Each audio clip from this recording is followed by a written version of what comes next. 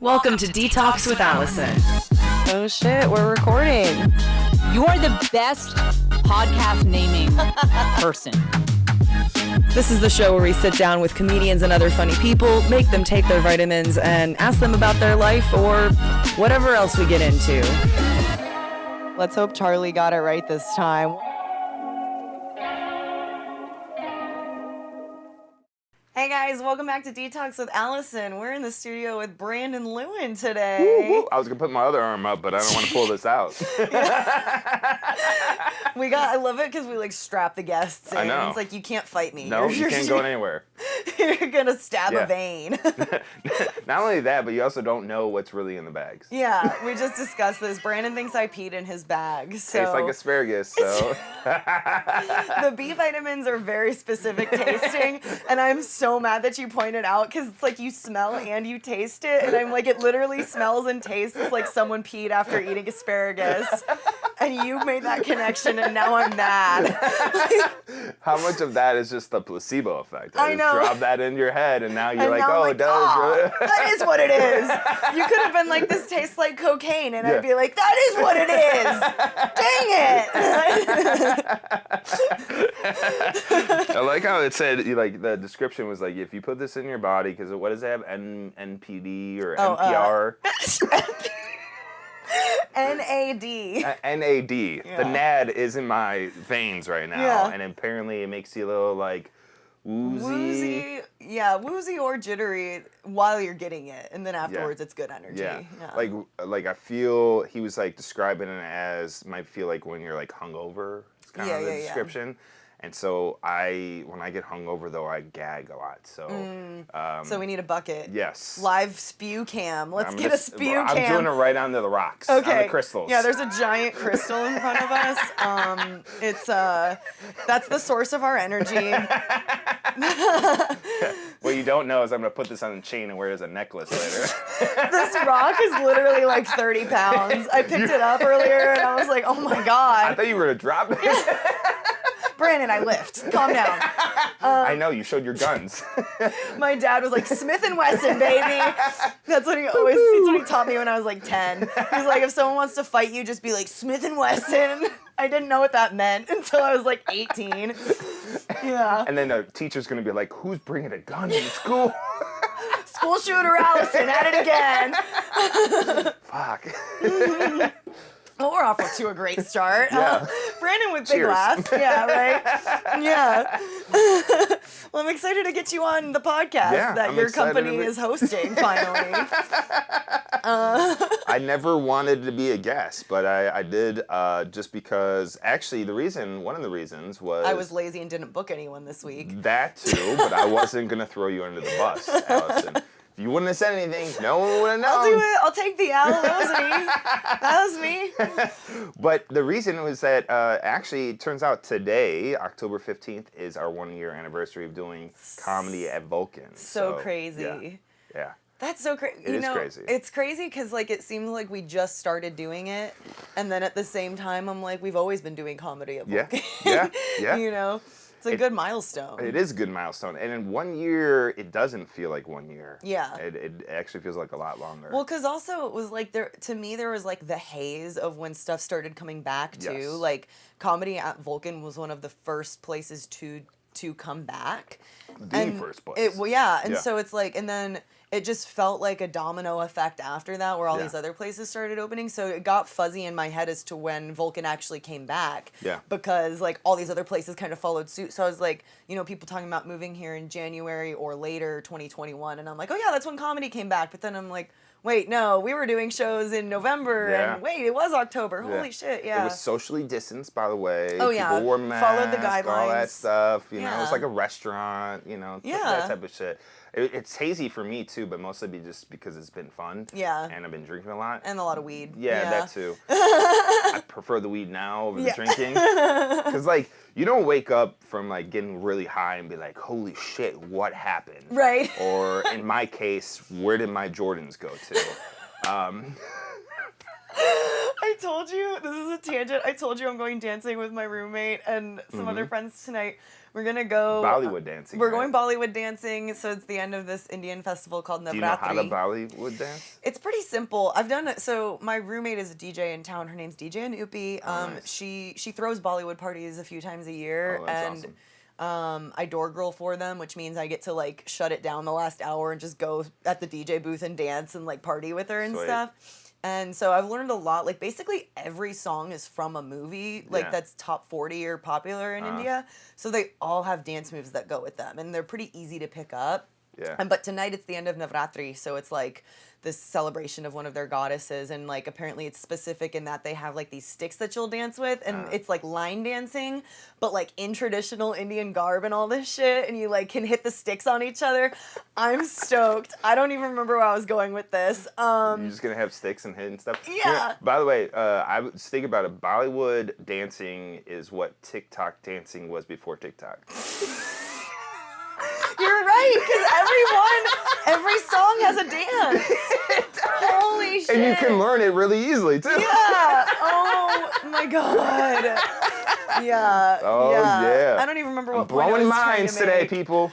Oh, Just my blowing God. minds. Should I start promoting my T-shirt? Yeah, what's Rocky? Rocky when Rocky was on here. First thing in like first 5 minutes, she was like, I rocked the Smith & Wesson, whatever the fuck the shirts are called. The Arrow Liquid and Death. something. Yeah. Liquid Death. Oh, that too. Yeah. Do you have any discount codes we should know about? No. Just get asparagus dripping in your... Yeah, well, we can plug the DeTalks one. Yeah, there we go. DeTalks MSW Nutrition, DETALKS, 15% off on the drinkable version of the asparagus this shit tea. is good though. But Like this is tasty. it is really good, and it's good for you. And I've never had liquid vitamins. Oh, to go back to the Indian stuff, you were talking about sticks. And hitting people, right? Is that part of the dance Yeah, I don't moves? even remember the point I was trying to make with bringing that up, though. These vitamins are getting me. God dang. Yeah, there was a point there that I lost. It'll come back in like 20 minutes. Yeah. I just know like the dancing is like a lot of this, right? A lot of hip moving. Yeah, you right? got it. Yeah, Look at that. I know what I'm doing. He's like, I'm from Chicago. I can do this. Hey, all right. I had Indian friends, like shit. Dude, it's so fun. I learned too, she like has started just like saying like I call it Hinglish. She'll speak Hinglish around the house. She'll just like sprinkle in Hindi words throughout like sentences to me. And so I realized the other day, I was like, mostly I know insults, curse words, and then kitchen appliance names. Like, because we'll be cooking and she'll be like, pass me the haldi, and I know she means turmeric, and she'll just like do that. Nice. But then at the same time, I'll just be like, oh yeah, I'm not a chutia, and just like stupid shit. What does that mean? Chutia, she said, this is so specific. Chutia. It's the word, so chut, I think is what she said, is the word that they have for between your butt and your leg, that like soft area back there. And so she was like calling someone a chutia, is like calling them like a pussy, basically, because it's the soft spot. I was like, oh, so it's like So it's not a taint? It's like taint equivalent insults. I was like, so y'all are walking around calling people taints out here? Like, that's hilarious. That's so much funnier. First of all, people don't call people taints. Why is that They not should. a thing? Yeah, they should. There's certain insults that are just really underutilized, and I want to change that. 100%. I hate to get political, but Taint is a good one because like you get called pussy or bitch but taint or is dick. everyone has one. Yeah, So it's like exactly. everyone's taint sucks Yeah. too. So it's just like across the board, you're disgusting if that's what I'm calling you that. Do women have taints too? Yeah, it's just between the butt and the vagina, right? I guess that's it. Yeah. Yeah. I always thought it just ran right into each Anatomy other. lessons. The butt and the vagina are two different holes. This You're is welcome, the conversation. Jasmine Lewin. Yes, this is the conversations we have after This is the type of after the conversation drip. we have. the We trip. thought this was gonna help enhance our performance, Yeah. and we're just getting loopy. Yeah, my face is turning red right now. I can Look, feel it. he's getting the flush. Yeah. Oh God.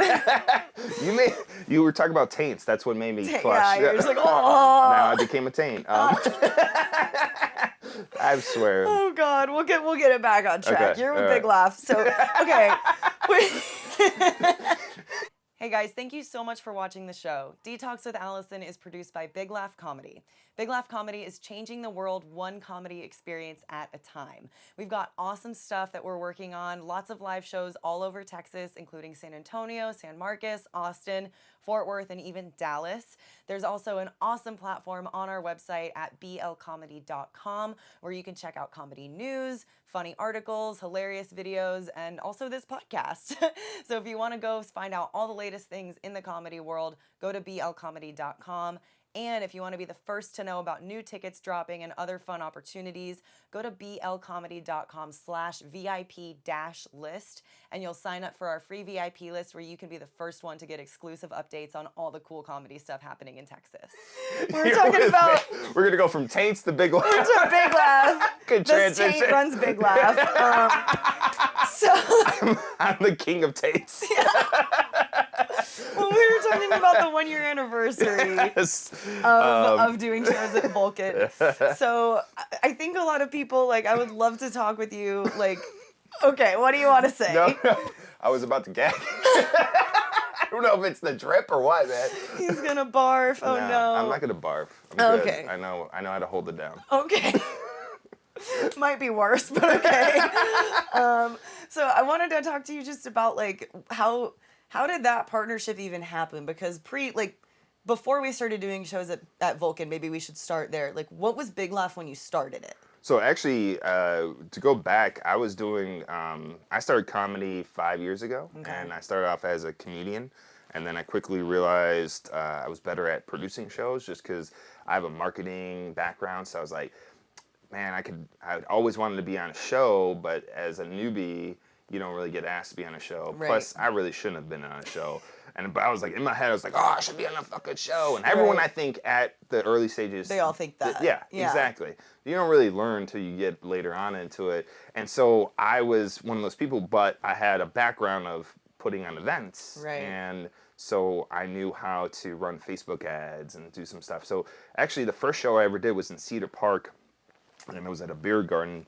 And at a brewery, and we had about 100 seats to sell. We were selling tickets for average about like $17. Yeah. Sold it out, 100 tickets. There we go. Yep. And so I was like, oh, well, shit, I'm onto something. Yeah. And then the comedians even told me I was onto something too, because the crowd was good and everything like that. So I just kept on doing it, but the shows would fluctuate. Like I would do it for a little bit, then I would stop because business was going well. Yeah. And then... actually, it was in 2019 where I started really getting back into it that I was like, I want to do this full time. Yeah. I love doing comedy. Yeah. It was, what's interesting is I read the book Shoe Dog by Phil Knight's memoir. Okay, the guy started I've heard about it. Nike. I haven't read it, but yeah. Great book. And his story, and he was one of those guys, he was a college athlete, runner, loved running, but he knew he was never going to be a professional runner or a professional athlete. So he's like, I found a way to be an athlete without being an athlete. Yeah. By providing something the athletes needed. And so I kind of looked at this as being a comedian without being a comedian. Yeah. Because I went through all the struggles Right. that comedians have gone through, like trying to build up shows and doing all that. Shit, even when, so during the pandemic, I'm going to kind of jump around here a little bit, but during the pandemic, right when things started shutting down, I had a marketing business, and I decided when the pandemic started, I was like, "Fuck it, I'm gonna go all in." Because 2019, at the end of it, I said I was gonna do comedy full time, and I put on my first show with Dean Del Rey, headliner. We did it downtown. But that was March 7, 2020. That was a week before the world shut down. That's Fucking so crazy. Perfect timing. I mean, like, Jesus. Yeah, can't. It's just like Jen quitting her radio show a month into COVID, being like, I don't need this. I'll be touring by fall. Yeah. Yeah. But timing, it can sometimes be bad, and timing can be really good. And this actually turned out to be really good timing. And so I do believe that, first of all, the universe gives you all the signs, to do the things that you should be doing. Yeah. And if you get those signs and see those signs and follow them, then you're going down the right path. And that's kind of what I felt when I did it. It was scary. My wife was 100% supportive. And so we went into it. And it was, a bit of a struggle during the pandemic. But luckily, the government paid us all the money in the world. Yeah. And so that helped a little bit. But I had a loan, and we started doing things online. We did stuff with you and Ken, and It was like an online comedy network It for a little was, bit, yeah. doing a bunch of different types of shows. It wasn't... Zoom stand-up. Yeah, well, Yeah. Fuck that. That was Yeah. horrible Yeah, stand-up. it was Zoom. awful. But, where was I going? So during the pandemic, I had the money, but money started running low. And when we decided in like September we were going to get into doing full-time comedy, or we were going to go back into doing live comedy because things were opening up, Sarah, who was working and helping us produce shows, she knew Nick Franchini at Vulcan, and Nick had put a post on Facebook saying, hey, we're opening up Vulcan, we're doing shows, but Vulcan was a predominantly EDM venue, and so with that, he couldn't do 700, 900 people EDM during the pandemic, so he had to find different ways and get creative. By the way, I saw some of EDM shows socially distanced. Funniest shit ever, dude. That sounds hilarious. So fun. They're in like a little square, like dancing and raving and still tripping on Molly, and like, but in a box. Tape the floor. Yes. Oh my god. The best was the first time I ever saw it. It was just like, I saw the one person that stuck out was this dude who was jacked. He was humongous, like a fucking football player, but he was wearing shorts that were like up to here, no shirt, and carrying around a jug that looked like he took from the gym. Dude, there's a whole crew of those guys. Didn't we find out there's like 5 or 6 of those guys that are like regulars at Vulcan that do that, and they'll all just And they will actually, what they'll start off is wearing basketball jerseys because they're cutoffs, and then eventually just take them off and not wear anything. And so I was watching them, but anyway, Nick was looking for different ways to fill the place up, and he had been closed for, like most places, 8 months. Yeah. And he said comedy was one of those things, and so him and I finally got on the phone and talked and worked out a really good deal. I told him what I was capable of doing, and we worked out a great partnership, and so then we started doing our first show in October. The first one was October 15th. A year ago today. Yeah, 2020. And Corey Michaelis was the headliner, who was a recommendation from Ken Hamlet, our friend, who's also been on the podcast. If you haven't watched that, go check out that episode. Yep. Ken and I get roasty. Yeah. At each other and everyone else. That's why we hosted a show together. You guys were perfect for each other. We're still just like so dumb to each other. I love it. I fucking love it. We had never met in person until we recorded the podcast. That's it's so hilarious. loud. Yeah. And so, so I was saying that during that the pandemic, when we started doing things again and opening up, and we started doing comedy shows, I went into it full time, and I said I wasn't going to go back to working a job or anything else. So what I did is that money was drying up, but we were doing decently with the shows that we were doing, but we were only doing one per week. Yeah. I started driving DoorDash just to fucking do it, and like a lot of comedians, they will do that type of stuff, and that's why I feel like I can relate, because I felt that struggle. Yeah. And it wasn't until we started doing shows in October. We didn't start really doing, consistently do shows more often until January. Yep. And then January, February, we started packing shows out. We started the Death Squad Secret Show, doing it on a regular basis in the end of January. And that was just out of a cancellation from Donnell Rawlings. Couldn't do it anymore because he was doing shows with Chappelle. Yeah. And so they didn't want to get... Chappelle gave him an ultimatum and said, hey, either you can stick and doing my shows with me, or you can go out and do other shows, but then you can't work with me for 3 months. And so, of course, Donnell I'm going to work with Chappelle, yeah. But then I had just met Red Band because he moved to town, and so I got his contact information. I asked him, I was like, hey, man, we got 2 opening spots. And he's like, I normally only do 1, per week. I was like, we'll do 2. We'll be fine. Yeah.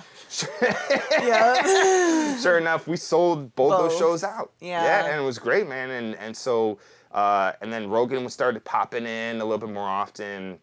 Ron White came through for a few. Well, that was, so go back, like, to the shows. The point I was telling that story was kind of to get to the point that I was doing DoorDash and doing that as I was doing the shows. And then when January came around, then I went full time, and that's when things really started to pick up. But to go back, when we first started, it was not easy. People were still kind of cautious about coming out. Yeah. Our 4th show, which was with Craig Conant, Conan, I think, yeah. Conan. Yeah.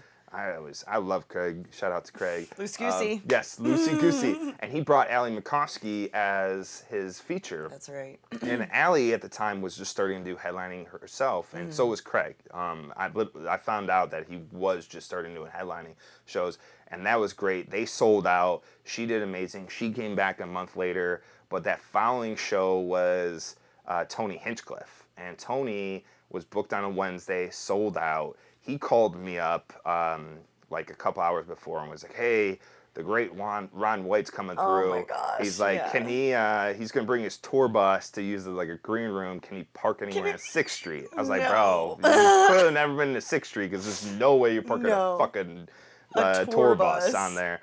So, and then like a couple hours later went by, and he called me up again. He's like, "Hey, Joe's gonna come by. What's the parking situation?" So I'm like, "Fuck!" And so we scrambled. I let everyone know. The venue got ready. Vulcan does a great job, and the show comes around. And I remember we had people waiting outside, and Joe and Tony and Ron all walked through. And Ron was the last one to come in, and they all go up to the green room from the back door. And Ron looks in there, and he's like, "Are there people going to be showing up here?" Because no one was in there yet. Yeah. And it was like half an hour before the showtime. I was like, "Yeah, Ron." I'm like, "Everyone's outside." I'm like, "Relax, dude." I'm like, "Go upstairs." Yeah. You're like, we didn't want them to see you. Yeah. Like, I was at that show. I remember that because Yeah. that was like, at that point, like, it's crazy how much we've normalized having all these people in town because, like, I just remember being at that show and, like, you were super stoked because we were stoked just to book Tony. Yeah. And then he calls and he's like, "I'm bringing these 2 other crazy, huge people." Yeah. And I was there just because I wanted to go watch the show. Sure. And then I just remember you, like, texting me and be like, "Don't tell anyone, but here's Tony's openers." And I was Yeah. like, "What?" And I just was like, it was so insane to just be like, wow, these people all live here now. What's going to happen? And then Yeah. it just felt like that was the catapult. Like, it was. just, like... After that, it's like everyone started moving to town. Yep. Like that, because that was Ron's first time doing stand-up in a long months. time. In Yeah, months, yeah. And it was Joe's first time doing stand-up in Austin since he moved to Austin. Yes. So yeah. it was like 2 big milestones, and then Tony, was just going out doing his thing. He was actually en route to go to Dallas for the weekend, so this was like his stop, but it was great, man. Yeah. And then him and I stayed in touch, and I tried to get, when he officially announced he was moving in Austin, I asked him if he wanted to kill Tony at Vulcan, and we were actually in talks to do it, and then he ultimately chose the other place, Right. which we won't name. That shall not be named because he keeps getting in eventually- trouble from yeah. Gary Clark Jr. about naming it. That doesn't narrow it down at all, but I mean, I love that venue too, but it's like obviously with what happened with Tony, people. I mean, when Tony got canceled for 15 minutes, his 15 minutes of infamy, yeah. when he got canceled for 15 minutes, it was like it was the funniest fucking thing because people were just reacting to it, and I guess naturally that kind of happens, but like. I mean, I was there, so I knew the situation. That's also what Twitter is for. Yes. Yeah. 100%. Oh, that was the first time that I could actually see how this whole world is just fucked. Because so many people believe everything they see and read. Yeah. That you can make anything believable. Right. Like, think about that. That was 10 seconds of his entire set that he did 15 minutes worth. Right. 10 seconds. And then they fucking ultimately pegged him as a racist. Yeah. Right? Because that's what you can do with media. Like, It's I could easy. take anybody's shit, Yeah. record. I could take probably this clip and make me sound Right. really racist, Right. too. Yeah. Well, someone's going to make a clip of this and be like, Brandon Lewin fully supports Tony Hinchcliffe. Yeah. Yeah. Brandon Lewin is Brandon Lewin, member of the KKK. The Jewish white supremacist. With a black and Puerto Rican wife. And 3 kids. Who are all also white supremacists. Right. Oh, God. man. That's just, I mean, that's like, NPR saying Dave Chappelle used white privilege in his special. I'm like, okay, can you, Jalen's like, yeah. I'm like, okay. Stupid as shit, like, man. what the fuck? And this is the thing too, is like so that kind of gave me a glimpse into it, and then some other stuff kind of came out, and I even had a little bit of an issue because I had done an interview for something. Oh, it was for the news station. one of the news like stations. KVU or something. Yes, one of them. And they basically took my 5-minute interview, took 10 seconds again, and put it into their own context and made me sound like a complete asshole. Yeah. Which I am an asshole, but like But I not wasn't in that. trying to be right there. That was actually like I was trying to be genuine and just tell my story. But anyway, they took it out of context, and that caused a whole like controversy locally with all the local comics and stuff like that. But I talked to a friend of mine who is in the military, and he's in the special forces, and he actually does the they do counterintelligence, or they do intelligence, and they actually have done, where he's told me stories, well, they will influence other governments to do things. Well, that's what they're, I mean, it's through electronics. It's a conspiracy, but it's not really a conspiracy anymore that, like, there's all these Russian bot farms and, like, whatever China's doing.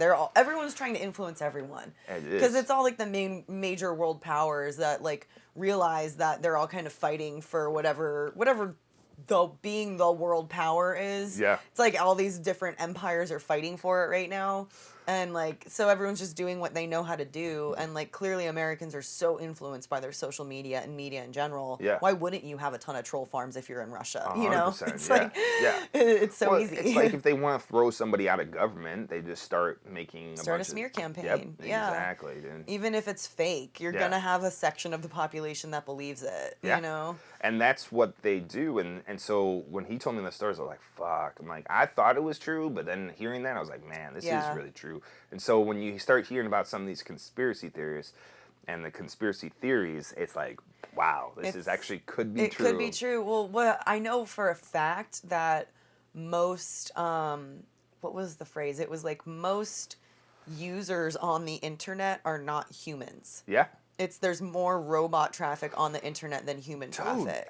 I can tell you, like, recently, especially, like, I have been getting a bunch of bots on Facebook who are just, like, they target chicks. men usually, right? Yeah, they're, like, sex robot or just, like, sex workers that are bots. I don't get those because I think they just really do mostly target men. Yeah. I get them on Snapchat. Really? I get random chicks like promoting their OnlyFans on my Snapchat, and I'm just like, and they'll send me the same shit that I know they're sending dudes. They're like, "Hi, sexy, wanted to connect. Check my story for more." And I'm like, so how many subscriptions are you now on? That's a problem. I need to work on my credit card debt. Let's just turn this into an intervention real quick. I know. I was like, they called me sexy. You have a problem with OnlyFans. Dude, they called me sexy. I don't know what to do. I fall for it every time. I have the same problem. Yeah, it's crazy though, and it definitely like, because I don't know, I mean, where else do you go for information these days besides the internet? So it's like, it is such a big problem, especially like when you get into the deeper conspiracies of like, studies being manipulated or the mainstream media not being as trustworthy. It's like, where do you go? Yeah. How do you judge those things? Well, that's why I think there are a lot of idiots in the world. No offense, but they're people who aren't able to make their own decisions or think through stuff because, I mean, there is a ton of fake shit out there. Yeah. And if you don't fact check or anything like that, it's a big, big problem. And that's why I think this is where we have a problem as a country is that I'm gonna get my soapbox and run for office right now. It's just the education, man. It's like if people learn if we were a little bit smarter, and people learn that like you can find information out, but figure out what's bullshit and what's not. Yeah. I mean, too many people just rely on all this information, and I know because I have some family members who do that shit. Yeah. And it's like, oh my god. Well, it's just like if you think about the way that we're taught in school. We're not taught critical thinking. They might pretend like they're teaching us critical thinking, but that's not what they're teaching.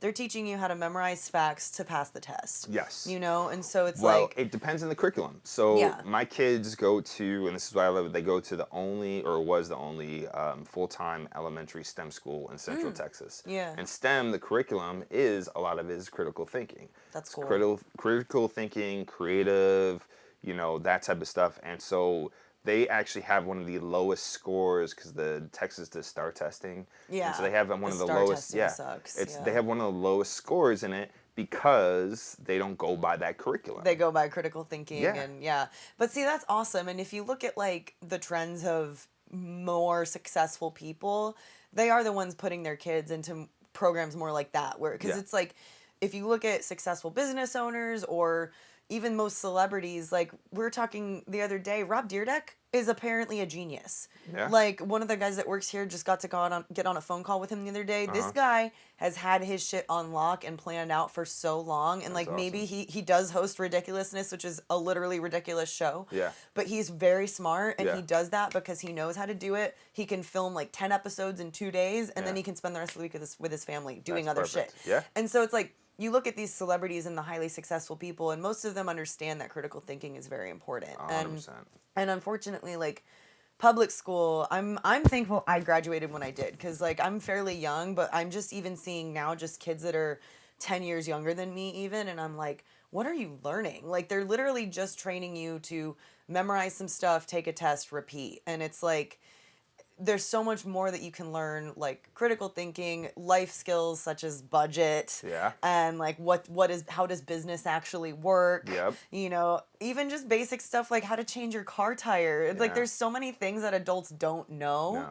And it's really sad because then and even, you know, if you're talking about sticking it to more school-like things, like why are only science majors in college the ones that are taught how to read a study properly? Yeah. I think everyone should like that should be in high school curriculum, basic Yeah. understanding of how to read a scientific study. Well, You know? studies, yeah, and studies always have been skewed because you For could, sure. you There's could always always, bias. yeah, you could always, large company could pay a science Right. company to do a study. But part and of skew it. learning how to read a study is to look for the conflicts of interest. Got it. So like, and I'm biased because like my science degree in college was like based on like public health and things like that. So I had to study all of this stuff. But once I learned it, I was like, why doesn't everyone have a basic grasp on this? Same as like reading a nutrition label or something. I'm like, this is something that everyone could know fairly easily. Yeah. Just look for XYZ things, know how to identify bias, like research whoever did the article. You can just look at them and see who represents them, who funds them, and it's like, okay, cool. UT proved that chocolate milk is the best post-workout for 10 years in a row, but also they're funded by the Got Milk campaign. So Yeah. it's like, you know, you can easily find those things, but we're not taught that stuff, No. and it causes a lot of very quick confusion. Yes. Because when things like COVID happen, Yeah. and then suddenly everyone's a science expert, it's like, yeah, but everyone's looking at studies and they've never actually looked at studies Yeah. before, And you everyone, know? Yeah, and everyone needed an excess in toilet paper too. So, Because everyone's full of shit. but did you guys put like microdose in like my fucking? Are we bag? getting existential? I'm like seeing an aura of you Oh. right now, and I'm just, No, I'm that's like, just me because I wow. shine so bright. You can never cut your hair, by the way, because you always have that hair flip. I always do that. I realized it was a problem a while ago, but like it started out. It's one of those things that starts out as ironic, and then you just do it so many times that it becomes part of your personality, and you're like, "Fuck." When you go swimming, do you always like flip your hair backwards too? I've not done that without prompting. Like usually it's someone that's like, "You should do it for the picture," and I'm like, "Okay." You should do it for slow mo. Yeah, honestly. Come out. Your hair is so long too; it probably would take like 30 seconds Right? in slow mo for it to actually You hit. just go way up there. I probably just give myself whiplash because it's so heavy. Oh shit! And then you leave a mark in your back from your hair hitting you. Alex would be like, "Who are you hanging out with?" Like, it's just my hair, bro. Chill out. When we went to the Bahamas for a wedding a few months ago, and Alex was like making a joke about like, you should get your hair braided, and I was like, I'm not gonna be Monica from Friends coming back like just bopping the beads I around. fucking hate Friends. By far the worst sitcom ever. DeTalks with Allison is also sponsored by MSW Nutrition. MSW Nutrition is a supplement line that helps all areas of your body, starting with the liver. Once the liver is detoxed, it helps everything else fall into place.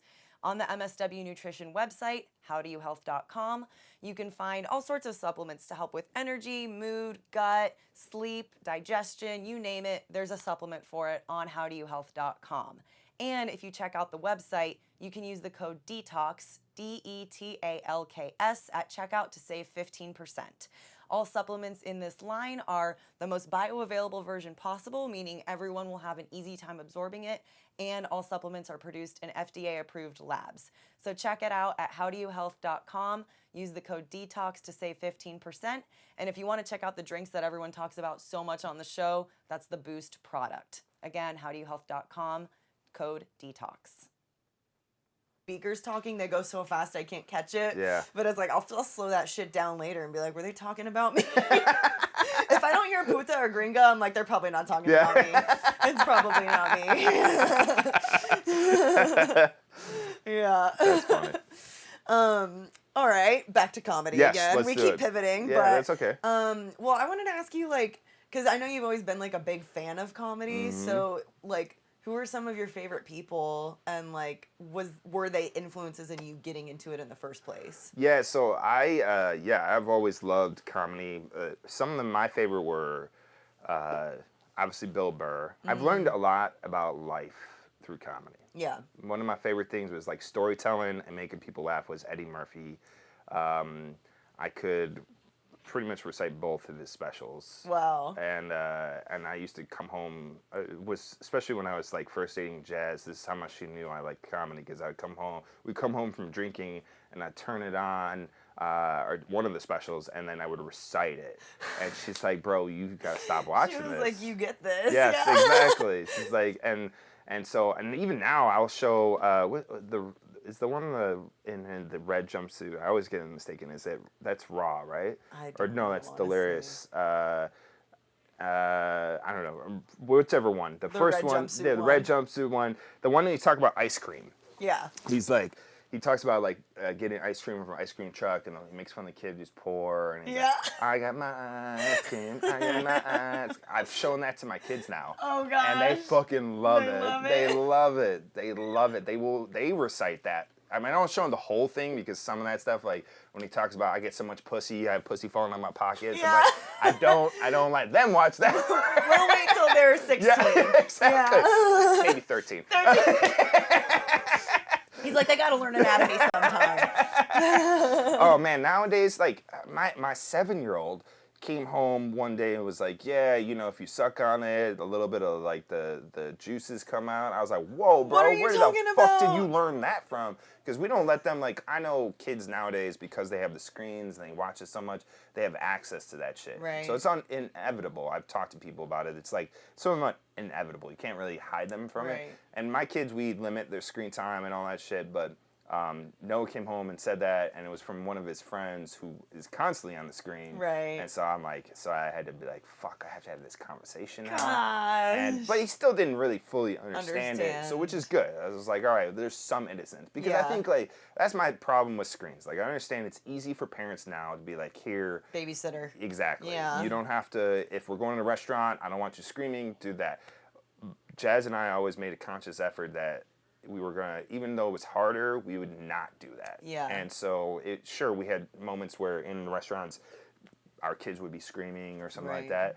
But it's like, fuck it, deal with it. Right. Like that shit It's like used to happen all the fucking time. That's the other thing, and I know you're friends with Jen now too, and like that's something I really respect about a lot of the sketches that she does, is like she sheds light to that. 100%. I love those. She's got 6 kids, she's like, and she will utilize the screens, but she still has 6 kids, like they're not going to be perfect angels all the time. No. Like, it's a very weird shift in society how most of existence we like supported each other, and if you heard a crying baby, it was like, it's a crying baby, or like, oh, it's a crying baby, let me come help you, other woman, because I understand what you're going through. Exactly. Now it's like, oh, what's that bitch doing? Like, why won't she shut her kid up? And there's like no empathy for it. None at all. It's very weird. What's the way we've changed in society, though? Yeah. It's like we don't really have empathy for people in general. Yeah. Like, we've lost all that. Yeah. It's really unfortunate too, but not to get down the serious note too much, but if you want to straighten your arm out just a little bit, it'll help it drip a little faster. Yeah, there you go. Come on, motherfucker, drip faster. You can also roll it up if you want. I just noticed the drip kind of stopping. I'm just gonna put it on high. Supercharged. Where's the morphine, by the way? Do we just start squeezing this and it comes out, or what? I broke my leg a while ago, and I was in the hospital, and they gave me morphine, and I remember it was just like, burn, burn, burn, burn, burn, burn. Because they give you the little thing, right? Oh my god, that's such a bad idea.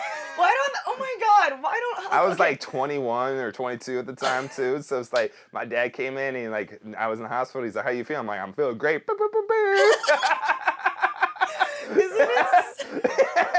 I also took a line of cocaine, so like my leg I didn't feel it actually. I mean, I felt it break, but I didn't feel the pain. So if you're ever gonna break something, be on drugs. That's honestly really good advice. Usually the people that survive a drunk driving accident are the drunk ones. That's true. That's true. What's crazy, I was just gonna say, isn't it wild that hospitals like won't let you bring in outside food, but they will give you control over your morphine trip? Yeah. It's like, bitch, I want a smoothie from Juice Land. And they're like, no, but here's your morphine remote. Okay. All right. No juices, but more morphine. Mm-hmm. They're like, you got the most fun juice right there. Why aren't you taking it? So dumb. Oh, God. What were we talking about? This is derailing fast. Yeah. We're talking about... derailing a detox. We call this derails. Derails at detox. And then you're going to do cocaine. Yeah. Rails. Off the crystal. Crystal on the crystal, bitch. Let's go. At least it'll align your chakras after that. Start lighting. It starts melting. Turns out that whole crystal is just meth. Great. I see how you guys really hold up this place. How do you help? Crystal meth. That's how I keep my figure. No, we were talking about like favorite comedians and like. Oh, that's it. Why you wanted to get into it. Oh yeah, all right. Yeah. So Eddie Murphy was a big one. And then Bill Burr was also big. I was a big fan of Bill Burr. Still am a big fan. But he taught me that I needed to moisturize and put lotion on. That white people do. That's one. That white people need. All right, all right. So this is a fucking funny story. At least I think it is. So my wife Jasmine. God bless her soul. She is the most patient person in the world, but she's told me for years, especially when we first dated and started getting together, is that she's like, you need to moisturize. Yeah. Like, I was like, why the fuck do I need to moisturize? I'm like, am I ashy? And so she would tell me, and she's always like, you ever heard that saying, like, black don't crack? Right. And I was like, yeah. She's like, why do you think that is? I was like, I don't know. I'm like, good genes or something? Yeah. She's like, no, because we moisturize. Right. And it's like, white people don't. That's why white Look people terrible. look so terrible when you get older. And so I was like, oh, okay. And so it started making a little bit of sense. And then I watched Bill Burr, and Bill Burr has a special where he talks about how he started dating his wife, right, who's black, and he's like telling the story about how he's like waiting for her on a date, and she's jumping in a gallon of like moisturizer, and she goes, why are you taking so long to moisturize? And she's like, same thing. It was like, because I don't want to have ashy skin. Want to crack. And he's like, well, I don't have to worry about that. She's like, no. And she's like, give me your arm, let me show you. Right. And she like runs her fingers across it, and he said it was like a chalkboard. It was just like chalk came off like all the dead skin. And so I was like, and he's like, so now I moisturize. And then I was like, so I started doing that after I watched that special. And Jazz is like, why are you starting to moisturize? And I told her the story. She's like, you motherfucker, I've been telling this to you for years, and you listen to him? I listen to my boy Bill, Jazz. I don't know what to tell you. So another life lesson that I'm learned from stand-up comedy was George Carlton. He has a bit where he talks about not washing your hands after going in the bathroom, which how it builds up your immune system right, of having like germs. And he even talked about like eating stuff off the floor. Mm-hmm. He's like, that's how you build up your immune system. He's right, like, not as all of this other bullshit and blah blah blah. And I just remember being like, well, now I can justify why I eat things off the floor. Dude, I was giggling so hard. So the guy that owns this place, he's got like a 6-year-old and a 2 or 3-year-old or something. Nice. Both of the kids are smart as shit, right? That's like awesome, yeah. John and his wife are both chiropractors. John's also a nurse practitioner, so of course his kids are geniuses and they give him a run for their money, right? Yeah. So John literally was telling me the other day, he was like, yeah, sometimes Omar, the older one, will like drop food. You've got a little left. I just stopped mine. I'll teach you how to stop it if you run out. I saw all the blood coming in there. I was like, yeah, it's not supposed to go out. No, I walked it. No. Uh-oh. good. This is how you pinch You're it. don't. It goes from putting vitamins in, then you start donating blood. Is that how it Donating works? blood. No, I pinched it right here, so it'll be good. I'll text them and let them know we're done. But he was saying his like kid would like, if his kid like dropped food on the floor, his kid would be like, oh no, like if it drops a carrot on the floor or something, he's like, oh no, like I need to throw this away, and John would be like, yeah, you do. Or you can eat it if you want a stronger immune system. And the kid like takes it as a challenge now. Yeah. So if he drops food on the floor every time he asks his dad, do I need to throw this away? And his dad's like, yeah, or you could strengthen your immunity. Yeah. That's freaking hilarious. That's a good point though. Like, I do that with my kids, and I think everyone has that kind of like the first kid syndrome, where the first kid they're always like petrified. I remember I was like I'm that the too. first kid. Oh, you were the first kid? I'm the first kid. Yeah, Their yeah. parents are way more nervous. Dude, I remember when I had Madison, my daughter, I would go up and check her like every 2 hours at Oh, yeah, 'cause first. check the nose and Yeah, stuff, and make sure yeah. she was breathing and all that, and it was like paranoid and it was all that stuff because you don't know what you don't know Yeah. as a parent. And Yeah. then you have another one and then you're like, oh, fuck, this is easy. I've done this. Yeah. I'm like, Rinse and it's- repeat. Yeah, I'm like, you don't have to wipe off a pacifier. Like, just shove it in their mouth. I'm like, food dropped on the floor, let them eat it. Well, I know it sounds crazy, but it's true. Like, that's literally why we have a gut microbiome. Is like we evolved eating. Like, we didn't know how to clean shit 100,000 years ago. We didn't know you needed to clean anything before you ate it. So, like, the reason why people have gut bacteria today is because we would eat stuff with dirt on it, and the dirt would have bacteria, and some of it just assimilated to help our bodies, basically. So it does actually follow the science. It's kind of new agey alternative health stuff, but it's coming out now to be pretty accurate. But yeah, hey Taylor, mine's done. He's not quite done. Thank you so much. I've been slow, Yeah. I think. I don't know. There we go. So, you've gotten to do like so much cool stuff with comedy, especially in the last year. Do you Yeah. have like a highlight reel or a favorite memory from what you've gotten to do so far? Yeah, so one of my favorite things, one of my ultimate favorite things is just becoming friends with some of these people. Like, Yeah. they're such cool people in the comedy world, and it's so much fun to hang out with them. I got to meet some people, like, I grew up listening. My dad used to also play in the car on my way to middle school. He would play, like, Bobby Slayton, I think is his last name, Yeah. and then so he was just like this raspy voice guy, and he was talking like mad shit. It was like so funny, and then he would play Dice too all the time. And I got to do a show with Dice, and Right. I've become friends with Dice, and Right. which is the cool thing. Like, that's one of the highlights. I know, you were like, I get to text Dice now. Like, Well, I texted yeah, him on his birthday. dude, I get fucking voicemails, like not voicemails, but the audio recording. Yeah, from audio Dice. messages. Just being like, hey, oh shit, I didn't mean to call somebody. Hey, He's calling Dice yeah, right now. yeah, Let's I put was him like, on the line. Yeah, hey, Dice, say hello to everybody. Hey, fuck your mom, or something like that. But no, he wouldn't say that. But he nicest guy in the world, and I hung out with him for like a whole week because we did 3 cities with him, Right. and that was a lot of fun. But I'd say like highlights like that. Hanging out with him, Pauly Shore was another highlight Yeah. because like growing up watching Pauly Shore and in all his movies, I grew up watching his movies. Yeah. So I was like fanboyed the fuck out when I Right. saw him. Like, some of his movies were my favorite growing up. Like Biodome was one of my favorites. Still love to watch it. Encino Man, all those. In the Army Now, all that shit. Right. So it was cool just to hang out with him and talk with him. I ended up going to the strip club with him too after his show in Austin, which was even funnier because no one knew who he was in the strip club. What? Yeah, because most of the girls are like That's 25 true. and younger. I wouldn't know who he was if I didn't do stand-up, probably. Yeah, Like, exactly. So most people don't know, unless they grew up in that era, they don't know him because, unfortunately his career kind of fizzled out. But he was the man. Yeah, he was the man, and actually what he is now, he's an incredible stand-up. Like, I Yeah. thought his 1 hour or 45 minutes, whatever he did, was one of the best I've seen. Oh, I think. I'm so mad I missed Yeah. it.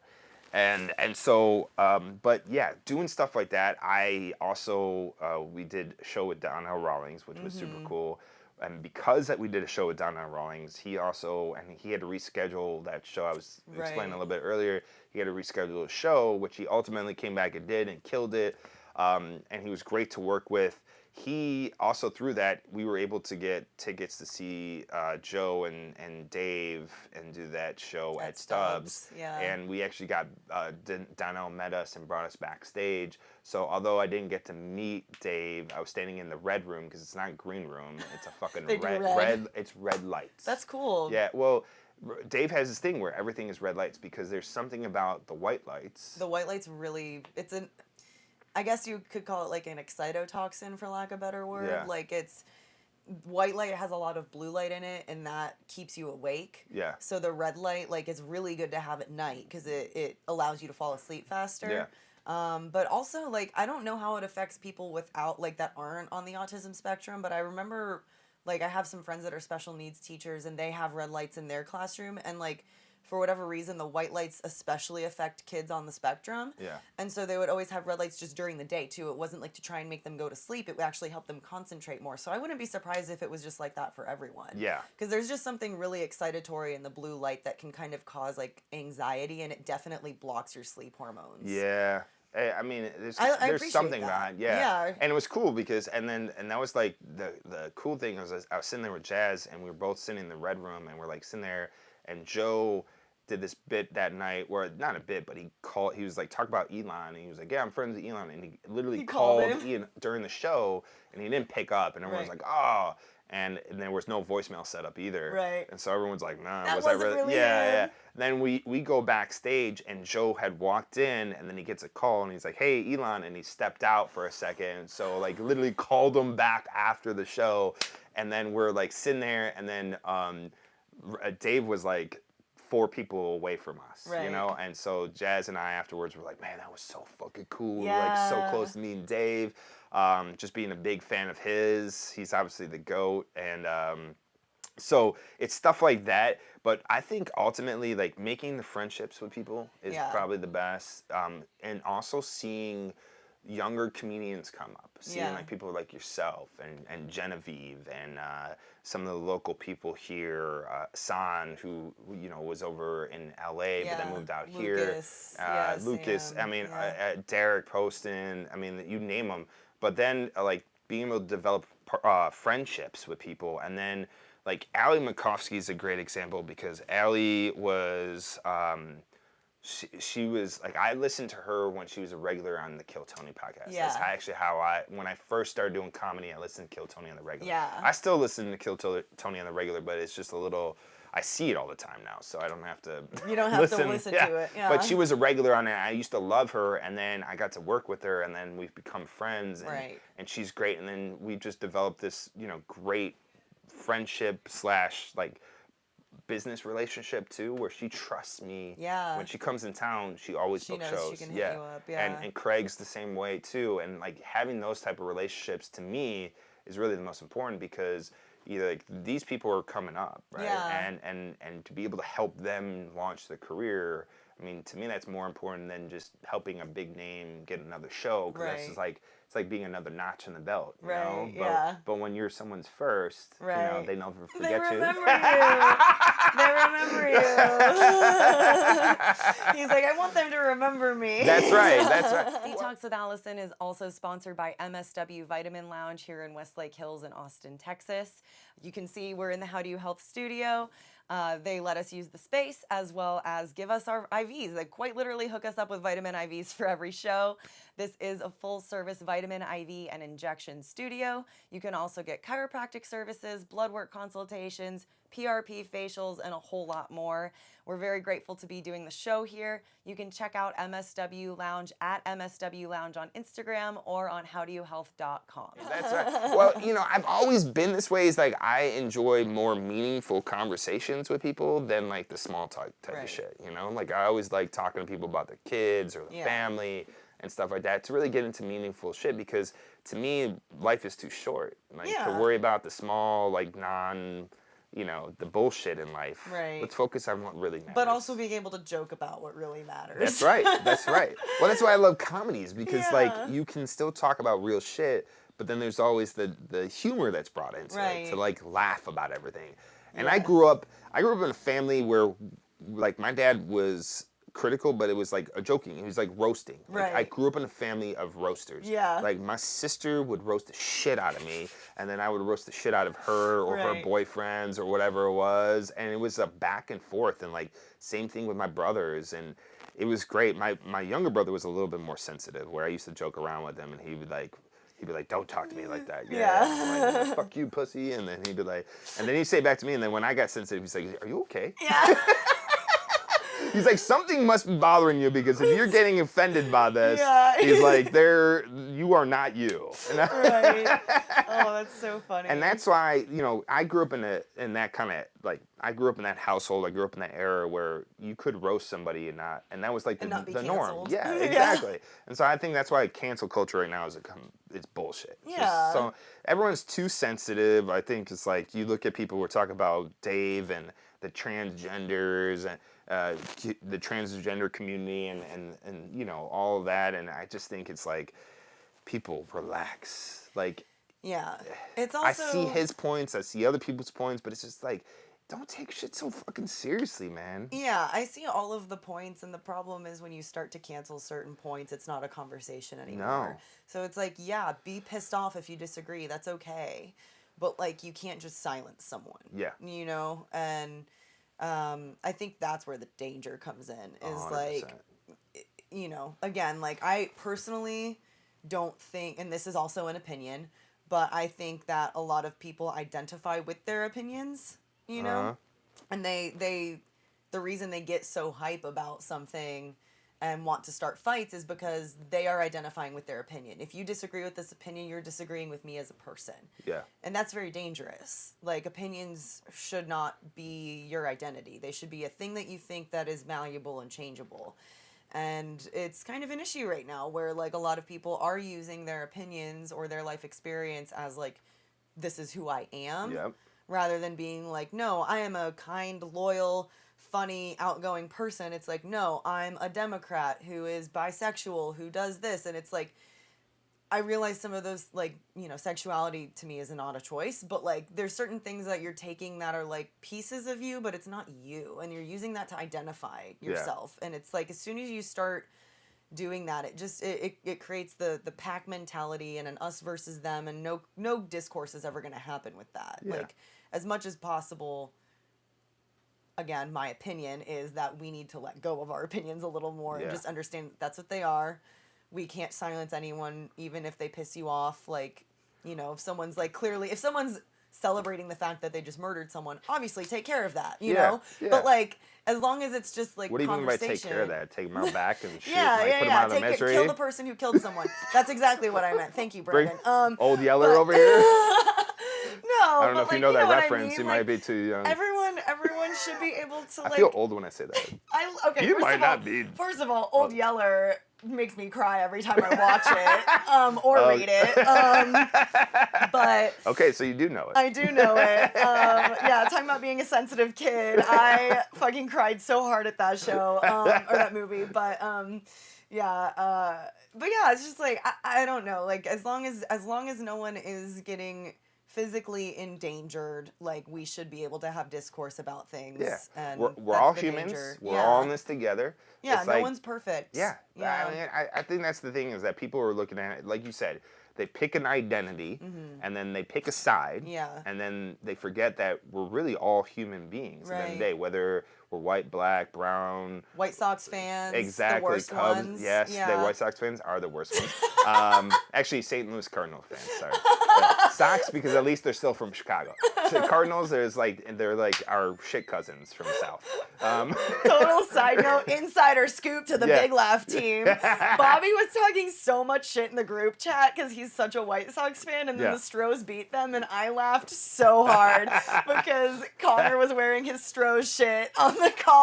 First of all, Bobby wasn't talking that much shit. It was Connor was talking. He had to throw in some jabs, which I appreciate. I think talking shit is part of sports. You know, it's part of life in general. We should that's all where talk it is. shit. Pick your sides with your sports, not Yeah. with humanity. Exactly. That's the point of sports.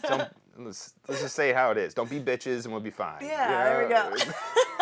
Actually, is that being like, I don't know if I feel, this is the thing too, it's like I come from an era where you could say certain Don't things. be a bitch. Yeah, like, can you say that anymore, or is that offensive? I mean, you clearly have the ability to, because the words just yes, came out of your yes, mouth. I know. But I'm like, oh shit, I'm gonna get canceled now because I said don't be bitches. Well, but the people canceling you are probably bitches. So. Yeah, I like that. That's a clip right there. Cancel Allison. Shit. I'm gonna go Gary on this. Fuck. God. Oh my God, we need to end this podcast before we cancel ourselves some more. Brandon, where can people find you?